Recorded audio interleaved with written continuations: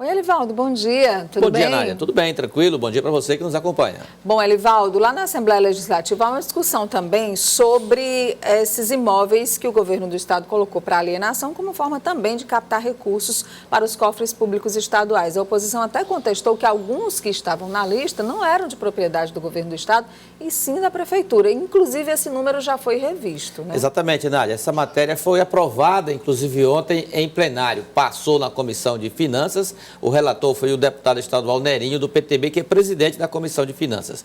No início, a matéria previa a alienação, ou seja, deixar o imóvel ali pronto para venda, ou para concessão, ou privatização, ou simplesmente outra modalidade de parceria público-privada, de 57 imóveis. Agora, alguns problemas surgiram em alguns, até mesmo questionamento de propriedade. Mesmo assim, a matéria foi aprovada com a redução de entre 16 e 20 imóveis. Mas foi aprovado ontem no plenário. O deputado Nerinho explica a importância dessa matéria que ontem passou naquele esforço concentrado da Assembleia.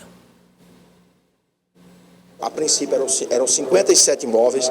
Nós falamos com a Secretaria de Planejamento, com a Secretaria de Administração, para que esses imóveis só fossem colocados agora os que verdadeiramente estivessem em condições legais, para que pudessem ter alienação. A alienação não é só a venda, a alienação pode ser concessão, pode ser cessão, pode ser tudo isso. Então, por causa disso, o projeto está voltando para a Comissão de Constituição e Justiça para apreciar essa diminuição de imóveis. Eram 57, ficaram agora só em 37 imóveis. O governo teve cuidado para que todos esses imóveis agora estivessem aptos a ter a sua alienação. Não é venda, é alienação. O governo, a princípio, ele quer fazer o quê? Hoje, o rombo da Previdência do Estado do Piauí é algo em torno de 100 milhões por mês. Tendo a alienação desses imóveis, o governo conseguindo contrair o empréstimo da alienação desses imóveis, vai diminuir sensivelmente e, sem sombra de dúvida, vai sobrar recursos para investimento das outras áreas. Essa é a intenção do governo, né? Quer dizer, é uma ação aí, são muitos os esforços no sentido, Nádia, de ver exatamente esse déficit da Previdência, hoje estimado em 1 bilhão e 200 milhões de reais ano. E a tendência é aumentar, porque as aposentadorias elas crescem num volume até numa média muito, num cálculo atuarial bastante significativo. E como até agora estados e municípios estão fora da reforma da Previdência no âmbito da União, então o jeito é os estados buscarem aí as alternativas possíveis para reduzir esse déficit. Falar nisso, até já ouvi hoje, Elivaldo, alguns comentários de senadores, o senador Tasso Gereissati, que será o relator lá no Senado da reforma da Previdência, da Comissão de Constituição e Justiça, da senadora Simone Tebet, que é a presidente da Comissão de Constituição e Justiça. Ela, por exemplo, defende que os estados e municípios não sejam incluídos nessa reforma que foi aprovada na Câmara, lá no Senado, porque ela diz que pode complicar muito, atrasar muito,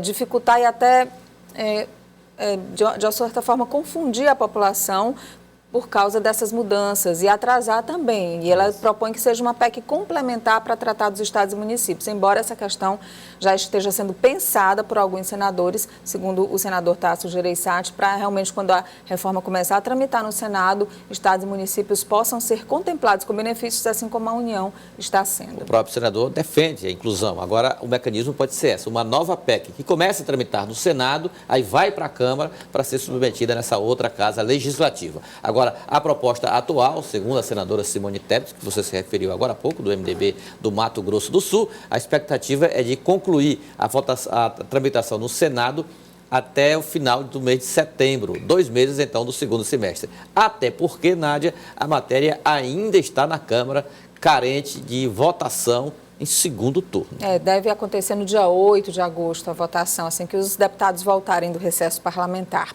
Ainda que na Assembleia Legislativa, o esforço concentrado, os deputados devem entrar em recesso amanhã, mas sem não antes votar alguns projetos aí que estão pendentes e também a LDO.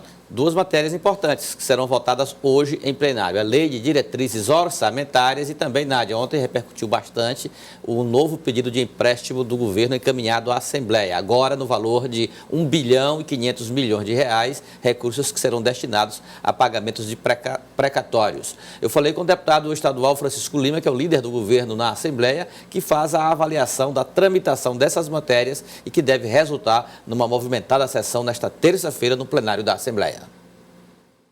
Ontem houve um esforço concentrado das comissões, cerca de 30 projetos foram para a pauta, bem discutido e aprovado, e hoje votando e aprovando essas mensagens, esses projetos de lei, não é? Então, nós queremos agradecer a toda a Assembleia, não é?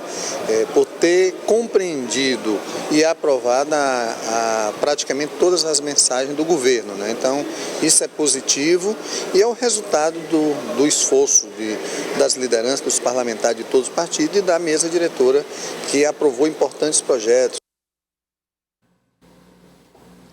E aí, votando hoje, amanhã os deputados estão liberados. Amanhã é o tradicional relatório de atividades do semestre. Hoje vota tanto essa matéria como a do empréstimo. Do empréstimo, o governo tem a maioria folgada para a aprovação. Houve um questionamento apenas da deputada Tereza Brito. A oposição ficou muito acanhada, digamos assim, do ponto de vista numérico, embora no aspecto da qualidade ninguém questiona.